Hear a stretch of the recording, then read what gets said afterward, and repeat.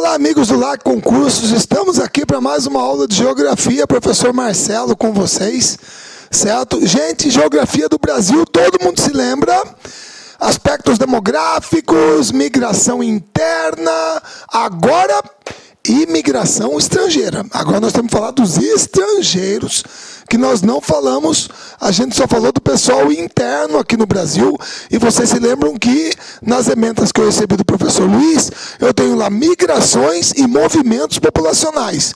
Então eu tenho que falar de todos eles, tá certo? Então vamos começar. Pessoal, imigração estrangeira. Gente, a imigração estrangeira no Brasil, a gente divide em ciclos, tá? Beleza? E o primeiro ciclo vai de 1808 até 1850. Gente, a hora que eu começo essa aula e mostro isso aqui, tem gente que por causa disso aqui, ó, tem gente que quer me matar. Né? Mas Marcelo, como que pode? Mas o que foi que eu fiz de errado? Marcelo, você tá maluco? 1808, você tá louco? O Brasil foi descoberto dia 22 de abril de 1500. Se você começa em 1808, você está pulando 308 anos da história do Brasil, pô. Como que você vai pular 3 séculos? Quer dizer que aí não teve nada. Não. Não? Não. Sinceramente falando, não. Eu vou explicar meu ponto de vista. Calma lá. Você vai ver também que não é tanto não, mas você vai entender. Que é assim, pessoal, quando alguém coloca essa datinha bonitinha aqui para vocês, essa data maravilhosa, 1808 aqui no telão, tá? Apareceu aqui na tela, 1808. Qual que é a primeira coisa que você se lembra associada à história do Brasil? Ah, mas eu lembrei, pô. É a chegada da família real aqui no Brasil. Foi quando Dom João VI veio para cá, fugindo das guerras napoleônicas, né, das invasões napoleônicas na Península Ibérica. Muito bem. Lembrou bem, está estudando direitinho, craque, nota 10. Só que aí é que eu vou começar a desenvolver a ideia com você. Pessoal, foi até tema, foi título de uma minissérie da Globo. Você lembra o apelido que Dona Carlota Joaquina deu para o Brasil quando ela chegou aqui em 1808? Ah, eu lembro, Marcelo, o quinto dos infernos. Exatamente. Para ela aqui, era o quinto dos infernos. Por quê? Pessoal, imagina só. Família real, Dom João VI, Carlota Joaquina, saiu lá de Portugal, veio para o Brasil. Beleza, chegou aqui no Brasil. Gente, clima tropical, quente. De repente o Rio de Janeiro, as ruas sem calçamento, tá? Escravos, índios, de repente andando seminu, certo? Quando o cara bateu o olho e viu aqui, Dom João VI, bateu o olho e viu que eu falei, não, peraí, essa aqui é a capital da nossa maior e mais importante colônia? Pelo amor de Deus, rapaz, isso aqui é um pardieiro, onde já se viu, olha aí, todo mundo seminu, sei lá, esse poeirão, essas ruas quentes pra burro, pelo amor de Deus, isso aqui é o fim do mundo, rapaz. Foi nessa hora que alguém deve ter chegado perto dele e dado uma cutucada nele, certo? E de repente ele falou, pô, você tá me cutucando, rapaz, eu sou o rei. Aí ele falou, majestade, calma, eu sei que o senhor é o rei, mas é que eu só queria lembrar o seguinte para o senhor. Aqui é assim, porque foi a maneira como nós colonizamos eles. Não sei se o senhor se lembra. Fomos nós que colonizamos eles. O senhor entendeu? Então, nesse processo, a gente nunca esteve preocupado em desenvolver o Brasil, majestade. A gente veio aqui para pegar o pau-brasil, pegar o açúcar, pegar o ouro, pegar o café, exportar e ganhar dinheiro, mercantilismo, pacto colonial. Você entendeu? O Brasil não pode ter manufatura. Quem proibiu foi a mãe do senhor, Dona Maria I, a louca. E louca não tinha nada nesse ponto, junto com o Marquês de Pombal. Então, se aqui é assim, é porque nós os colonizamos assim. O senhor entendeu? Aí caiu a ficha, né? Cara, não tinha pensado nisso, então tá bom, não vou falar mais nada, mas vamos fazer o seguinte, vamos aproveitar que eu tô aqui, então de repente vamos dar uma melhorada, né? Agora que a família real veio, então vamos lá. Ô pessoal, não tem calçamento aí, né? Então vamos botar calçamento nas ruas do Rio de Janeiro, vai lá, bota calçamento. Maravilha, sensacional. Certo? Ô, pessoal, vocês têm onde guardar dinheiro? Não, mas aqui não tem. Então tá criado o Banco do Brasil. Pronto, vou criar o Banco do Brasil. Todo mundo vai poder guardar dinheiro no banco. Beleza, maravilha, sensacional. Certo? Escuta, vocês têm aí o hábito da leitura? Majestade, a gente até gostaria de ter, mas não tem um local. Está criada a Biblioteca Nacional. Biblioteca Nacional, Dom João VI criou, maravilha. Muito bem. E aí, passear para vocês? Onde vocês passeiam? Só na praia? Calçadão, futebol, água de coco? Tem mais nada, não? Não, majestade, aqui é meio paradinho e tal. Então está criado o Jardim Botânico. Jardim Botânico, maravilha tal. E qualquer outra coisa que, com todo respeito, usar essa expressão, todo mundo se lembra, todo mundo decora da vinda da família real para o Brasil. O que todo mundo se lembra? Abertura dos portos às nações amigas. Você se lembra dessa expressão? Ah, eu me lembro, Marcelo, abertura dos portos, claro. Muito bem. Meu querido, eu já falei para todos os meus concursandos, meus queridos, que língua portuguesa é a disciplina mais importante que existe. Certo? Ajuda a gente para burro na prova de humanas. Então presta bem atenção. Abertura dos portos. Meu caro, você só pode abrir uma coisa que está fechada. Por mais óbvio, não é? Pô, Marcelo, é claro que sim. Então fala para mim, como é que ia entrar imigrante no Brasil antes de 1808 se os portos eram fechados? Pessoal, no Brasil colônia, as nossas experiências com estrangeiros foram traumáticas. Marcelo, traumáticas? Traumáticas! França equinocial no Maranhão. Teve invasão francesa no Maranhão. França Antártica no Rio de Janeiro. Teve invasão francesa no Rio de Janeiro. Invasão holandesa no Nordeste. E aí?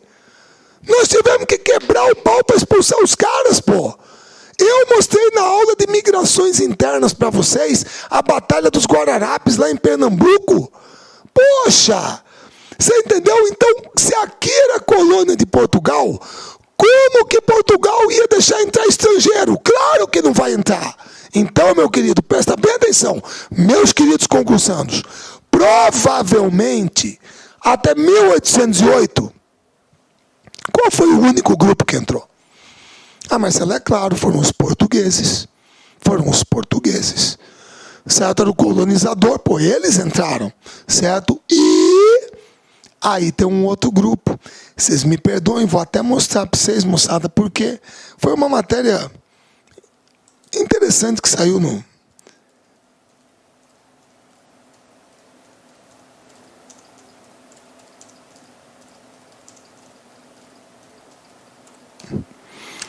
O pessoal fez essa pesquisa aqui, ó, no Diário do Centro do Mundo, né? E aí me perdoem, né? Do Paulo Moreira Leite, né? Aqui, ó. Essa aqui era a figura do navio, né? E aí o pessoal foi pesquisar. O pessoal foi pesquisar, tá? Tá aqui o Wilson Prudente, beleza? Relator da Comissão da Verdade da Escravidão Negra na OAB no Rio de Janeiro, certo? E Daniel Domingos da Silva, equipe responsável pela pesquisa, tá? Então, olha o nome dos navios. Amável Donzela. Trouxe 3.838, 298 morreram na travessia, certo? Beleza? 11 viagens realizadas, tá? O outro, Boa Intenção, certo? 845 escravos, 76 morreram na viagem. Brinquedo dos Meninos, 3.179, 220 morreram. Certo? Caridade, 6.263 escravos, 392 morreram. Feliz Destino, putz, é uma ironia, né, cara? 1.139, 104 morreram.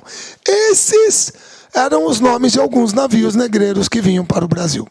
A quantidade de escravos transportados, quantos morreram, certo? O número de viagens realizadas, tempo médio de travessia, tá?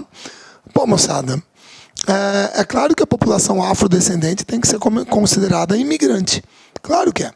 Só que a gente tem que ser bem claro que é uma migração forçada, compulsória. Não adianta, gente. Não adianta. Eu nunca ouvi falar de navio alemãozeiro. Eu nunca vi falar de navio japoneseiro, navio italianeiro. O navio é negreiro. Tá? Então não tem como. Ela foi lá na África, entrou na tribo lá, sei lá, na aldeia, pô, corrente no pescoço, certo? No pulso, tornozelo, arrasta para dentro do navio e manda. Ninguém perguntou se o cara queria vir. Claro que quando a gente trabalha em imigração, a gente sempre trabalha com aquela ideia de uma coisa o que é espontânea. A pessoa veio porque quis. Mas é claro que a população afro, certo, descendente, os afrodescendentes, são descendentes de um grupo humano que veio para cá de maneira forçada. Certo? Tá ok? É o caso da população negra no Brasil. Tá joia? Então é um grupo que também entra nesse período. Claro que entra. Só que não é uma coisa espontânea. Ninguém perguntou se eles queriam vir. Certo? Então é por isso que nós vamos começar em 1808. E vamos até 1850. E o que vai acontecer nesse período? Pequeno fluxo migratório. Apesar dos incentivos governamentais que existiam para a imigração. Ah, Marcelo, quer dizer que o governo brasileiro incentivava? Claro! Claro!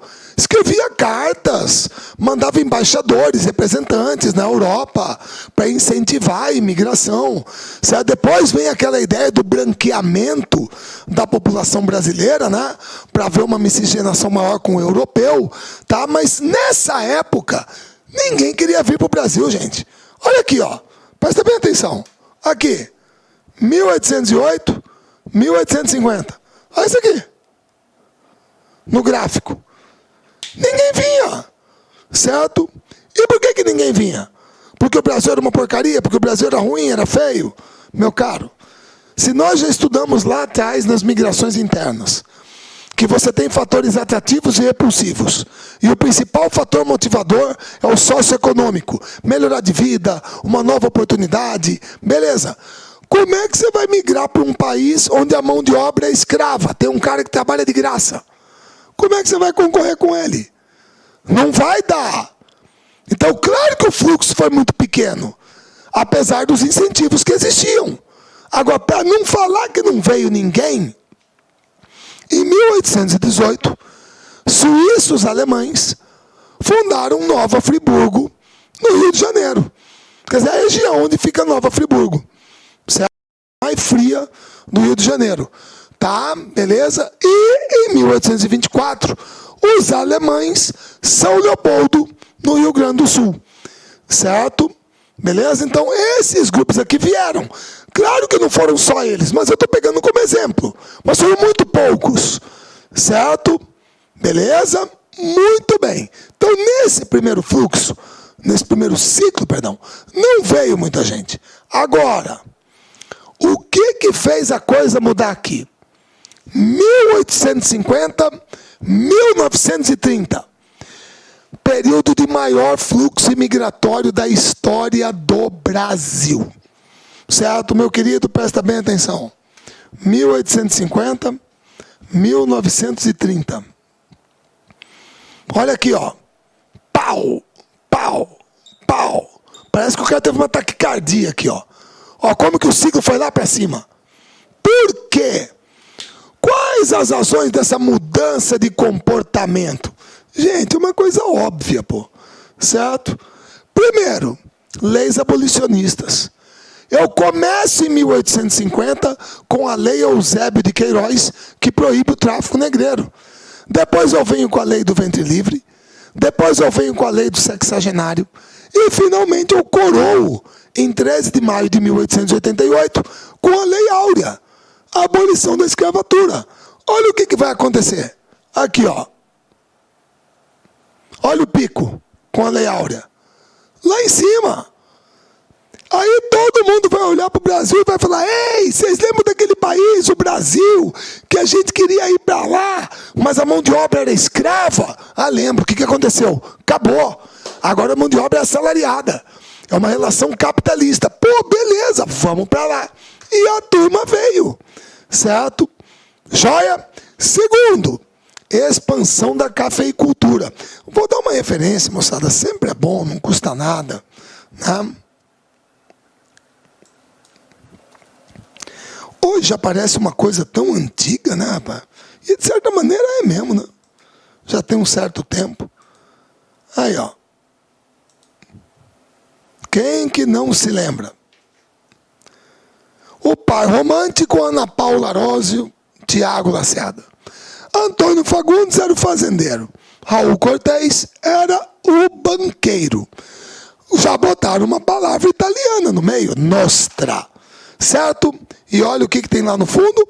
Marcelo Cafezal. Eu lembro da novela, Antônio Fagundes era o dono da fazenda de café. Certo? Então é claro que a expansão da cafeicultura demandava o quê? Mais mão de obra. O pessoal veio. Certo? Que mais? Problemas políticos na Europa. Problemas políticos na Europa. Entre eles, a Primeira Guerra Mundial. Você pode ver que na Primeira Guerra Mundial, aqui, ó, dá um pico aqui, ó. Pimba. Certo? Beleza? Depois que ao longo da guerra, a coisa cai, claro, porque ficava mais difícil sair durante a guerra. Mas antes dela, a turma veio. Tá ok? Mas são problemas políticos na Europa, você poderia ser mais preciso? Vamos pegar um exemplo aqui, ó. Pessoal.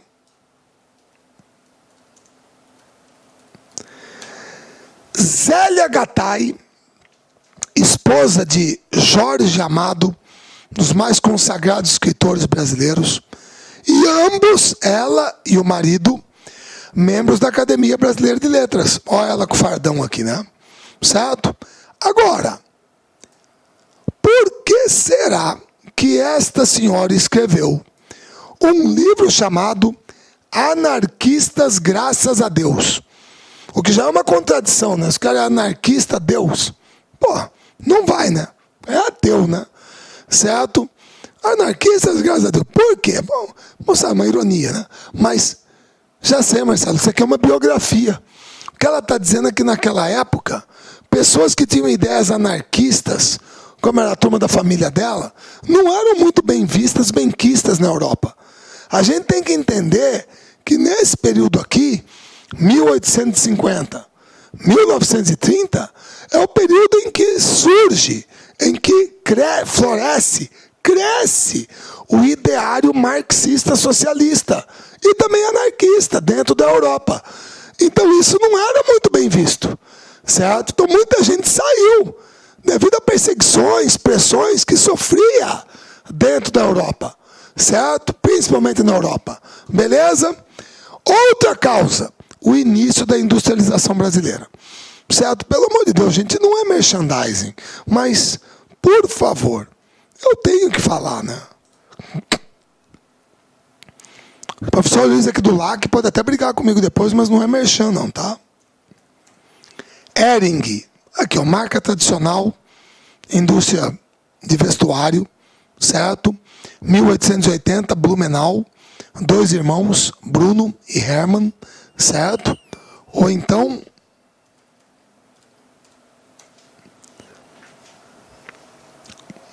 o patriarca ainda está aí, Jorge Gerdau e Johann Peter, certo? Beleza? Tá ok? Gerdau, aço, todo mundo aqui já ouviu falar, tá? Ou então,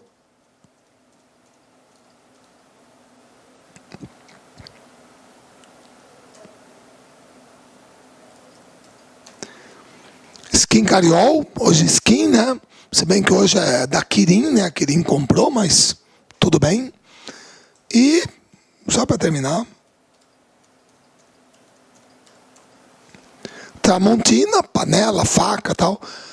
Pessoal, acho que todo mundo entendeu que tudo que eu mostrei para vocês aqui são marcas, né? Ah, sim, Marcelo, claro que são marcas. Pessoal, é o nome da família. É o nome da família. E você percebeu que boa parte dos nomes que eu mostrei são nomes estrangeiros. São nomes estrangeiros. Gente, o que os caras enxergaram no Brasil? O que essas pessoas enxergaram no Brasil? Uma oportunidade para ganhar dinheiro. Para ganhar dinheiro, o cara não quer migrar para melhorar de vida. Geralmente, provavelmente, eles tinham o quê?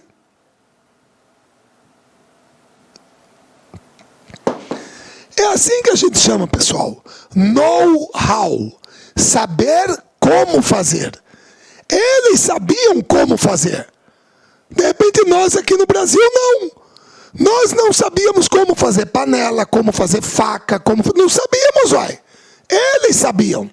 Então eles enxergaram no Brasil uma oportunidade para ganhar dinheiro. E vieram para cá. E aí você tem outros nomes como Balduco, Grendene, provavelmente é o nome da família. Certo? Vocês entenderam? Então, moçada, o início da industrialização brasileira, principalmente a indústria de bens de consumo não duráveis e semiduráveis, abriu uma janela de oportunidades aqui no Brasil. E muitos vieram para aproveitar essa janela. Certo? Beleza? Então é aí que você terá o período de maior fluxo imigratório da história do Brasil. Certo? Beleza? E aí nós entramos no terceiro ciclo.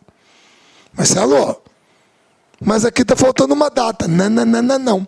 Pessoal, se eu coloco de 1930 e deixo em branco, significa o quê? Que é até hoje. Exatamente. Só que eu vou falar de uma coisa lá no finalzinho, mas vamos lá. O que acontece nesse terceiro ciclo? Diminuição da imigração e inversão do fluxo migratório. E por que isso vai acontecer? Vamos lá. Primeira coisa. Pessoal,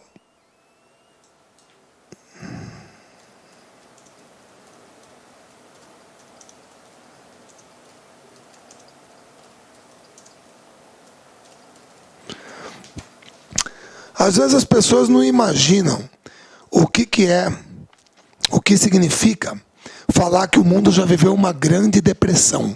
Mas quando você vê a mãe aqui com vergonha, tampando o rosto, porque botou os 4 filhos para vender, por favor, tratar aqui. É porque você está tendo uma ideia que a situação está complicada. Vendem-se 4 crianças. Putz, imagina o quadro nos Estados Unidos com a crise de 29, hein? Certo? Beleza? Complicado, né? Mas isso foi nos Estados Unidos. Concordo com você. Então, peraí.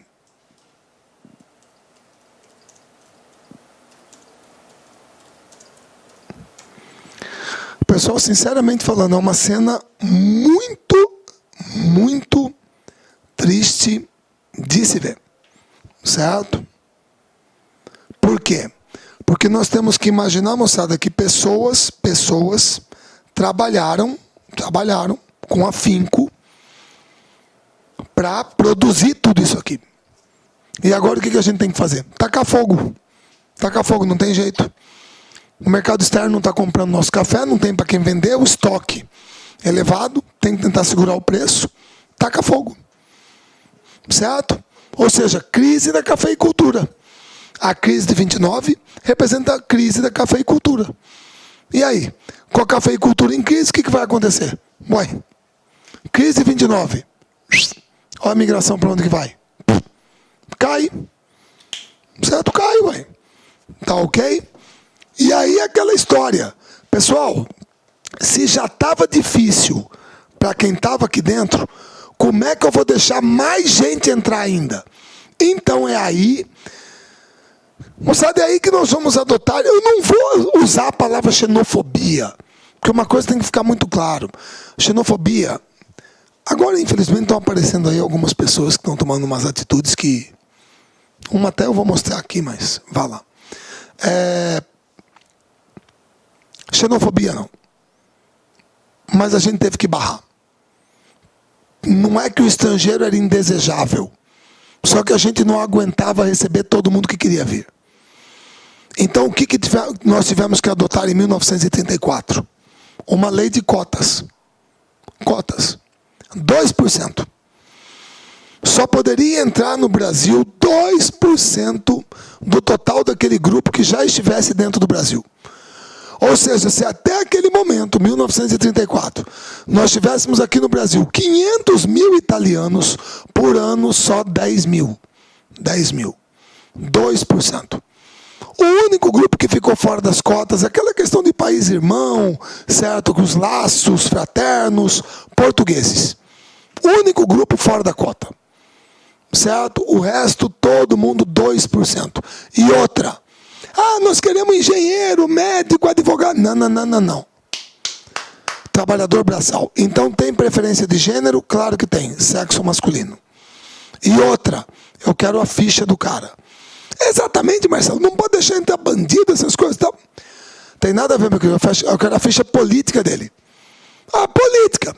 Eu quero saber se no país de origem ele era o quê? Sindicalista, se ele era afiliado a um partido comunista, socialista, militante político. Esse é o cara que a gente não quer no Brasil. Porque em 1935 teve a intentona comunista do Prestes, pô. 37 é o Estado Novo, é ditadura. Todo mundo se lembra o que o governo do Getúlio fez com a Olga, pô. A mulher do Prestes devolveu a mulher grávida para a Alemanha. Certo? Então eu quero a ficha do cara. Então era uma política de triagem. Cota. Certo? Aí, Segunda Guerra Mundial. Quem é que vai vir para o Brasil durante a Segunda Guerra? Como que o cara vai vir? Ah, Marcelo, mas na primeira veio. Meu querido, a Primeira Guerra tem uma diferença muito grande da Segunda. Fala para mim, na Primeira Guerra Mundial, um país conseguiu conquistar a Europa inteira? Não. Não. De repente você está se lembrando daquela cena estúpida daquele filme. A cena é estúpida, o filme é bonito. Aquele cavalo de guerra. Quando o cavalo está preso no arame farpado no meio da terra de ninguém. É uma das coisas mais estúpidas do mundo. A cada hora do dia, um saía da trincheira e ia de peito aberto para cima do outro. Aí, por incrível que pareça, o outro também fazia a mesma coisa. Esse é muito burro, muito estúpido. E aquela terra de ninguém lá, coalhada de cadáver. Quem que ia ganhar uma guerra desse jeito? Agora, na Segunda Guerra Mundial, alguém conseguiu conquistar tudo? Marcelo, inegavelmente, na Segunda Guerra, a Alemanha nazista conquistou praticamente a Europa inteira. Ela expandiu, claro que depois foi derrotada, mas como que você ia conseguir fugir da Europa com os nazistas tomando conta? Certo? E o Japão também, o Brasil estava em guerra com a Alemanha, Itália e Japão. Quem que ia vir para cá? Ninguém. Então, lá para baixo. Ah, e depois da guerra? Meu caro, perdão. Ditadura militar. Meu querido, pelo amor de Deus, é isso que não dá para entender. Você tem um argumento aqui, ó. Tá aqui. Deixa eu ver se eu entendi. Você vive num país em que você pode votar para presidente, você pode votar para governador, você pode votar para prefeito de capital, mas não é o meu caso aqui. Você pode escutar a música que você quiser na rádio, você pode ler jornal tranquilo, nenhuma notícia é censurada, a televisão não é censurada, você tem liberdade de ir e vir, liberdade de opinião, de expressão, liberdade de associação, liberdade de reunião, você tem direito a habeas corpus, você tem uma Constituição que é promulgada e não outorgada. Não, eu vou para o Brasil, lá que é bom, é uma ditadura, é lá que é bom. Está vendo? Esses estrangeiros, tudo um bando de tapado. Por que não vieram nessa época se era tão bom? Ó, para onde que foi a imigração? Ninguém veio, meu caro. Você acha que alguém ia querer vir para cá? Para com isso, claro que não. Certo? Então, durante a ditadura, lá para baixo. E depois, crise econômica década de 80 e 90, a famosa década perdida. Quem que não se lembra? Posso até falar isso depois, moçada, mas vamos lá. Com todo respeito a ele, mas fazer o quê, né? A imagem fica, né?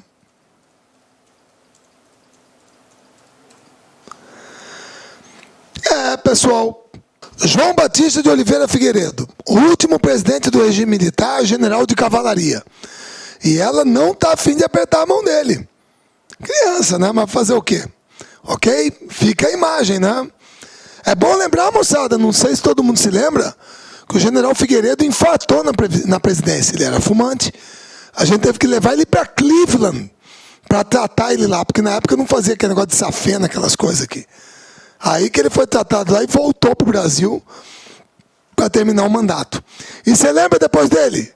Depois dele, você lembra? Sarney, Plano Cruzado 2, Plano Bresser, Plano Verão. Pô, Sarney, caramba. E aí, vocês até me perdoem, gente. Às vezes eu falo pro pessoal em sala, não é uma vontade minha com quem é novo, tá? Mas é assim.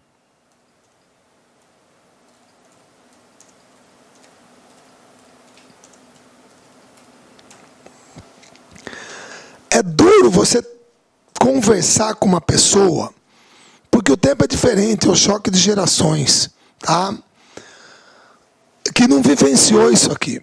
Graças a Deus vocês não vivenciaram, a maioria de vocês são novos.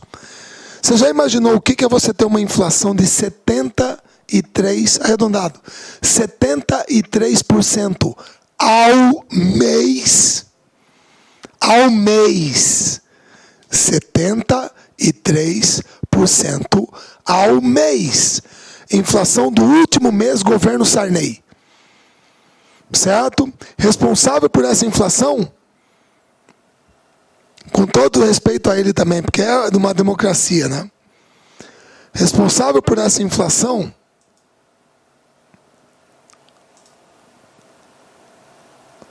é esse senhor aqui, ó. Maílson da Nóbrega, Plano Verão, 73% ao mês. E eu sou obrigado a ler artigo dele querendo dar pitaco sobre economia. Mas quando ele esteve lá, o trabalho dele foi uma beleza, hein? 73% ao mês. Coisa que você, meu caro, graças a Deus, não viveu. E aí, confisco da poupança. Esse você já ouviu falar. Seu pai conversou com você, sua mãe, Collor. Plano Collor 1 e 2. Confiscou a poupança, pegou de todo mundo, aplicação, conta corrente e tal. Tinha uma bala para matar a inflação. Deu chabu. Certo? Pessoal, pelo amor de Deus, esse era o Brasil. Crise econômica, é a chamada década perdida. Inflação alta, recessão, arroz salarial, Brasil no FMI. Na época do Funado, do Sarney, decretamos moratória. Tá? Era isso, desemprego. Você quer falar para mim que piorou? Certo? Inflação do ano passado, 6,41% ao ano. Piorou. Naquela época que era bom. Você entendeu?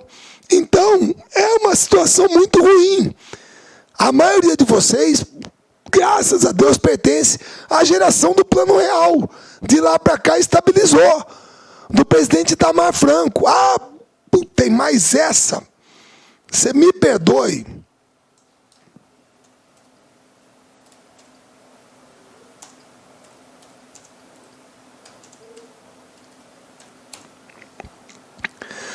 Pessoal, vocês estão vendo aqui a medida provisória número 434, de 27 de fevereiro de 1994. Tá? Presidência da República, Casa Civil, Subchefia de Assuntos Jurídicos, certo? Tem esse traço aqui que eu não sei porque que fica, né? Mas vamos lá. Aí você pode ler depois. Dispõe sobre o Programa de Estabilidade Econômica, Sistema Monetário Nacional, Unidade Real de Valor, URV. Vamos dar uma olhada aqui, ó. A palavrinha aqui, ó. Ela aparece várias vezes. Certo? Real. Que mais? Onde mais? Real. Tá aqui outra, aqui, ó. Real. Certo? Onde mais? Real. Onde mais? Real. Onde mais? Real. É a medida provisória do Plano Real. Certo? Muito bem. Pessoal, por gentileza. 27 de fevereiro de 1994, 173º da Independência, 106º da República. Primeiro nomezinho, Itamar Cautiero Franco. Pô, moçada, eu sempre li a Bíblia e aprendi que a César o que é de César, hein? É que nem você perguntar assim, quem construiu Brasília? Juscelino. Quem criou a Petrobras? Getúlio. Quem foi que criou, que fez o Plano Cruzado? Sarney. Quem confiscou a poupança? Collor. E aqui, você tem que lembrar o nome do ministro da Fazenda. E não do presidente. Se tivesse dado errado, era o de quem que estava na reta. Isso é muita injustiça, hein, com o cara.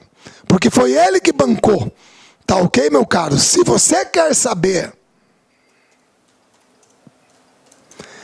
E olha que quando você digita o nome de um, já aparece do outro. Tá? Beleza? Se você botar em imagens, André Lara Rezende, já aparece Edmar Baixa, tá? Luiz Carlos Mendonça de Barros,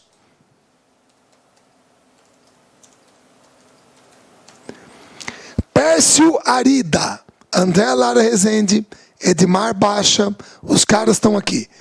Esses aqui são os pais do Plano Real. Esses caras aqui. Esses caras aqui são o quê? Economistas. Esses são. Certo? Beleza?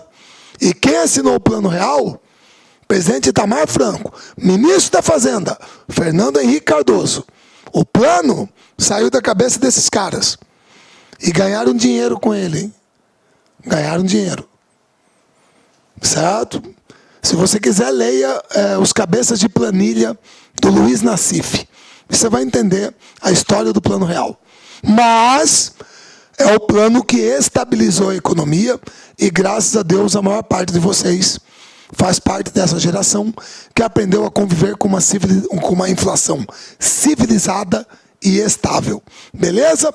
Agora, o problema é que durante essa década perdida, pessoal, com uma inflação dessa, 73% ao mês, que vocês viram, final do governo Sarney, com o fim do regime militar, tal, com o fisco da poupança do Collor, o que aconteceu? Pessoal, o que aconteceu? É que uma quantidade enorme de brasileiros definitivamente desencanou com o Brasil. A turma desencanou com o Brasil. A turma virou e falou, vocês querem saber de uma coisa? Esse troço aqui não vai mudar, vai ser sempre essa mesma coisa, são sempre os mesmos lá mamando. Então, você quer saber de uma coisa? Fui! O último aí apaga a luz e fecha a porta. Fui! Cansei, desencanei com o Brasil. Pô, rapaz, mas você estudou na vida ser engenheiro, exato.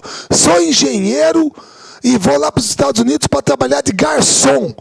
Eu vou lá para a Inglaterra, vou trabalhar de chapeiro numa lanchonete. Mas vou receber em dólar, em libra esterlina, num país onde as coisas funcionam, a qualidade de vida é boa e a economia é estável. Porque o Brasil, cansei.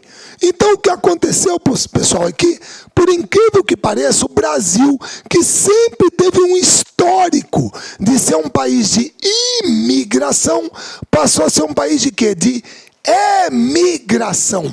Passou a sair mais gente do que entrar. Certo? Que é um episódio que muitos vão chamar de uma diáspora brasileira. Lembrando a diáspora do povo judeu que se dispersou pelo mundo. Certo? Beleza? Os brasileiros vão sair. Tá? Aqui você está vendo os locais do planeta, continentes, né?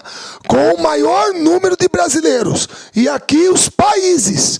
Estados Unidos, Paraguai, Japão. Você lembra que no Paraguai o nosso pessoal geralmente é chamado de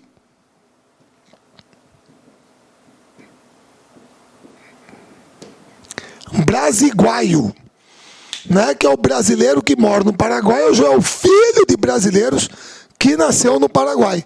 No Japão, a nossa turma é conhecida como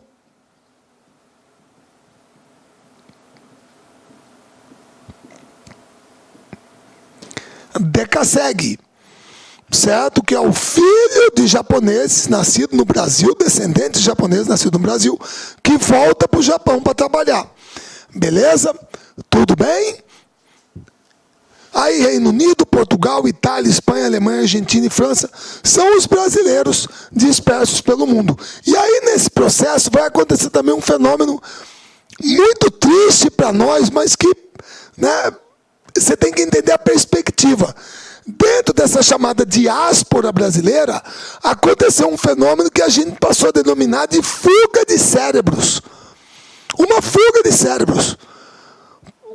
Gente muito bem qualificada resolveu sair do Brasil para buscar uma nova perspectiva. Eu coloquei aqui 2 casos para vocês. Um é do Marcelo Tsuji, que teve uma bolsa recusada pela Fundação de Apoio à Pesquisa do Estado de São Paulo, FAPESP, não sei se era para doutorado, mestrado, sei lá, beleza? O cara tinha 24 anos, um gêniozinho da matemática. A Universidade de Cambridge veio aqui, ó, puxou ele, foi embora, certo? O outro agora, mais recente, é o Arthur Ávila. O Arthur Ávila, 35 anos, é o primeiro latino-americano a ganhar a medalha Fields, que é o equivalente ao Prêmio Nobel de Matemática entregue lá na Coreia do Sul, certo? Só que ele é de nacionalidade francesa. Trabalha na França. É outro cara que saiu. Se você for lá na NASA, o que tem de brasileiro lá, quando aquele primeiro robô aquela sonda, acho que era Pathfinder, pousou em Marte, uma das músicas que tocou lá para acordar o robozinho foi Coisinha do Pai, Jorge Aragão. Tinha brasileiro dentro do projeto, certo? Gente altamente capacitada saiu. Então esse foi um momento muito ruim, né? Porque você tinha gente saindo do Brasil e gente muito qualificada, tá? Beleza? Agora, o que está acontecendo hoje? Porque vocês se lembram que eu coloquei para vocês que quando você não coloca nenhuma data aqui, é porque até hoje. Só que hoje está acontecendo uma coisa diferente. Nós vivemos esse momento da diáspora brasileira. O Brasil se tornou um país de emigração a partir das décadas de 80 e 90, principalmente com a crise econômica, com a década perdida, certo? Agora, hoje teve esse problema da fuga de cérebros. Hoje, o que está acontecendo? Aumentou o número de brasileiros retornando ao Brasil, principalmente devido às crises econômicas dos Estados Unidos em 2008, do mercado hipotecário, e da Europa em 2010, as crises das dívidas públicas dos países europeus, principalmente Grécia, Espanha, Portugal, Irlanda e Itália, que passaram a ser, a partir daí, pejorativamente chamado de pigs. Você lembra que com I só é porcos, né? Com 2 Is não tem essa palavra em inglês. Mas fica parecendo que o pessoal quer dizer isso para esses países que estão em crise. Então, esse problema da crise fez com que muitos brasileiros retornassem ao Brasil. E aumentou o número de imigrantes estrangeiros entrando no Brasil. E isso está acontecendo atualmente. Ou seja, crise força o retorno de 54 mil brasileiros do Japão, 17% de queda no número de imigrantes, certo? Em 5 anos, pelo menos 300 mil brasileiros que viviam no exterior retornaram ao Brasil. O número de brasileiros no exterior caiu de 4 para 2,5 milhões de pessoas, certo? Beleza? Imigração. Cresce o número de estrangeiros no Brasil. Há menos brasileiros no exterior. Certo? Então vocês estão vendo que são dados recentes e consistentes. Número de imigrantes cresceu 86% em 10 anos no Brasil. E nesses 10 anos, quem que mais entrou? Olha só. Em 2000, quem mais vinha era paraguaio, japonês, estadunidense, americano, argentino e boliviano.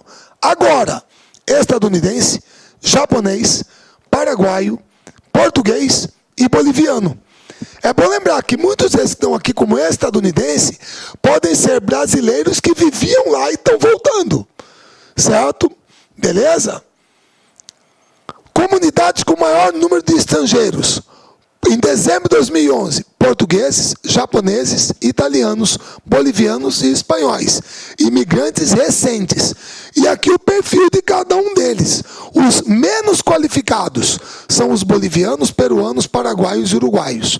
Os mais qualificados, argentinos, chilenos, portugueses e espanhóis. A turma estima que de 60 mil a 300 mil estão ilegais. Só que esse número já aumentou para 600 mil. Quem que mais está ilegal aqui no Brasil? Boliviano, chinês, peruano, paraguaio e coreano. Outros grupos, 23%. Certo? E o número de estrangeiros em situação regular aumentou em dezembro de 2010, primeiro semestre de 2011, 50%, em menos de um ano. E os grupos que mais cresceram, portugueses, bolivianos, chineses e paraguaios. Certo? Agora, nós temos uma situação nova, que é a dos haitianos. Certo? Um país que é o pior IDH da América, o país mais pobre do continente, teve um terremoto que arrebentou com tudo, epidemia de cólera, instabilidade política, e nós já estamos no Haiti há mais de 10 anos com o MINUSTAH, que é a Missão das Nações Unidas para a Estabilização do Haiti.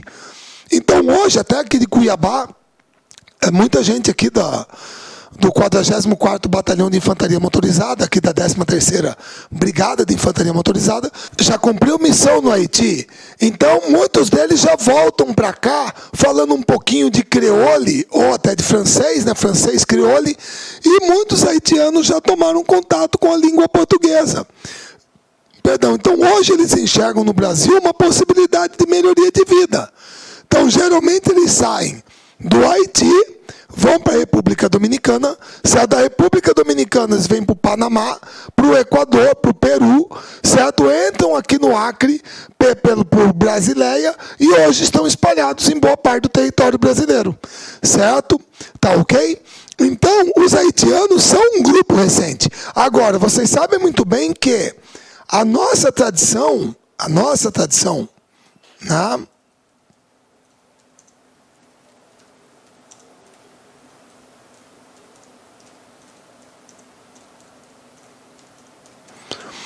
Como eu falei lá atrás, a nossa tradição nunca foi no sentido de expulsar alguém, certo? De discriminar alguém, adotar uma política xenófoba. De maneira nenhuma. Certo? Todo mundo que eventualmente está me assistindo com sobrenome italiano, alemão ou japonês, você está aqui, meu caro. Certo? Graças a Deus, tomara que ninguém nunca tenha te discriminado de maneira nenhuma. Certo? Então por que nós vamos começar a fazer isso agora? O cara está aqui irregular, o que nós temos que fazer? Regularizá-lo. Regularizar a sua permanência no país. Para que ele possa ser protegido pela lei brasileira, tenha direito a todos os direitos que um cidadão nosso tem, um nacional. Você possa trabalhar com carteira assinada, com todos os direitos garantidos. Isso vale para bolivianos, certo? Ou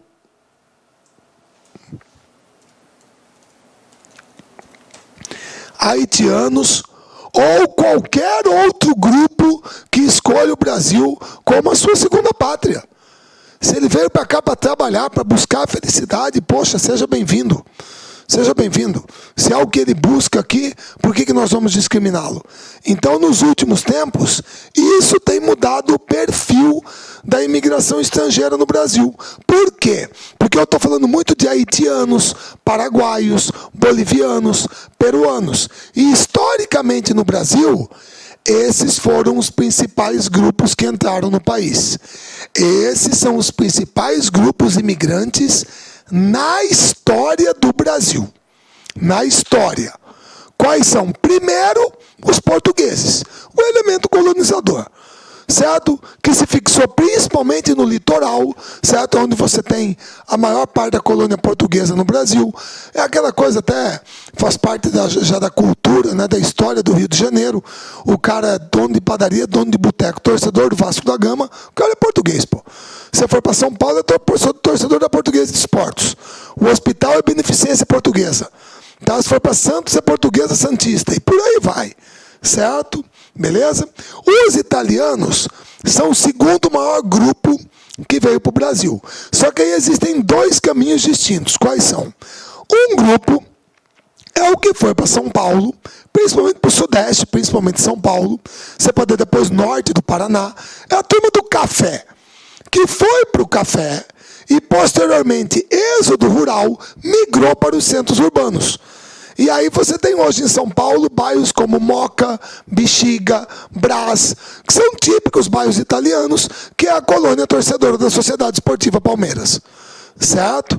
Beleza? O outro grupo de italianos se dirigiu mais para o sul. E como você sabe, no sul não é café.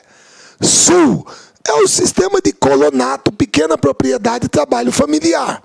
É diferente, não é igual ao café. Certo? Você pode ter depois também o êxodo rural, o pessoal pode ter migrado para os centros urbanos, mas café no Sudeste. Certo? O Sul é colonato, pequena propriedade de trabalho familiar. O terceiro grupo, isso até causa um certo espanto, mas a gente tem que entender que a Península Ibérica, então está dentro de um mesmo contexto, são os espanhóis. É o terceiro maior grupo imigrante da história do Brasil, que também estão mais concentrados no litoral e no sudeste do Brasil, certo? O quarto grupo são os japoneses. Os japoneses tiveram o mesmo destino dos italianos. Oeste paulista, café, norte do Paraná, Mato Grosso do Sul. Cidades como Tupã, Assis, Marília, Bastos, Londrina, certo? Campo Grande. Tem uma colônia japonesa muito forte. Eles estão dispersos, você pode falar, pelo Brasil inteiro, mas essas áreas concentram mais.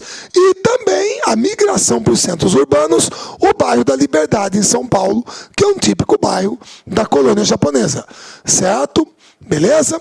E aí tem uma coisinha só que é interessante, que é o pessoal japonês, essa aí é uma coisa que, até desculpa falar assim, poucos às vezes ficam sabendo, que é a forte colonização japonesa que existe no Vale Médio do Rio Amazonas, lá para a região do Pará, Tomé-Açu, lá no Pará, que é um pessoal que veio para o Brasil e fez um caminho inverso daquele da borracha. Eu falei para vocês que no ciclo da borracha, os ingleses pegaram mudas da seringueira e levaram para o Sudeste Asiático. Nessa imigração japonesa, eles trouxeram mudas de pimenta do reino aqui para o Brasil e foram buscar um local com clima parecido, clima equatorial, é ali na Amazônia, no Vale Médio do Rio Amazonas. Então ali tem uma forte colonização japonesa no Pará, que se dedicou ao cultivo da pimenta do reino, que eles trouxeram lá da Indonésia, lá do Sudeste Asiático para cá. Certo? Mas a maior colônia é no Sudeste, Norte do Paraná, Mato Grosso do Sul e na Grande São Paulo. Beleza? Por último, os alemães. Os alemães estão majoritariamente no sul do Brasil. No sul. E aí é o mesmo esquema dos italianos. Pequena propriedade, colonato, trabalho familiar e a migração hoje para os centros urbanos. Cidades como São Leopoldo, Novo Hamburgo, Frederico Westphalen, Blumenau, Brusque, Pomerode, tem uma forte colonização alemã, certo? No sul do Brasil, que ela é mais concentrada. E aí você tem os chamados outros. Dentro desses outros, eu destaco dois grupos. Os árabes sírio-libaneses. Certo? Que eu acho que estão dispersos pelo Brasil inteiro, embora com maior concentração no Sudeste, especificamente em São Paulo. É só você procurar no Brasil, em qualquer lugar, um clube Monte Líbano, que provavelmente ali você tem uma colônia árabe sírio-libanesa mais forte, certo? Mais presente. Beleza? Tá ok? E o outro grupo são os eslavos. Quando você conhece uma pessoa e essa pessoa tem um sobrenome tipo Petrenko, Borakzinski, Svanievski, Minikovski, Sliesarenko, ou o cara é russo, ou é ucraniano, ou é polonês. O cara é eslavo, é europeu oriental. E a maior colônia fica no Paraná. Certo? O Paraná tem a maior colônia eslava do Brasil. Esses aqui são os maiores grupos imigrantes de toda a história do Brasil. De todos os tempos. Aquilo que eu estava falando antes para vocês são as tendências de hoje, que estão vindo mais chineses, haitianos, peruanos, bolivianos para o Brasil. E o Brasil voltou a ser, nesse momento, um país receptor de imigrantes. Certo? E eu mostrei também aquela tendência dos brasileiros retornando ao Brasil. Tá joia? Beleza? Moçada, imigração estrangeira, tranquilo, matamos a pau, sossegado, já falamos das migrações internas, agora falamos das externas, então, quadro demográfico está basicamente resolvido. Certo? Tudo bem? Gente, prazer estar aqui com vocês, nos encontramos numa próxima aula, um grande abraço e até lá. Clique like.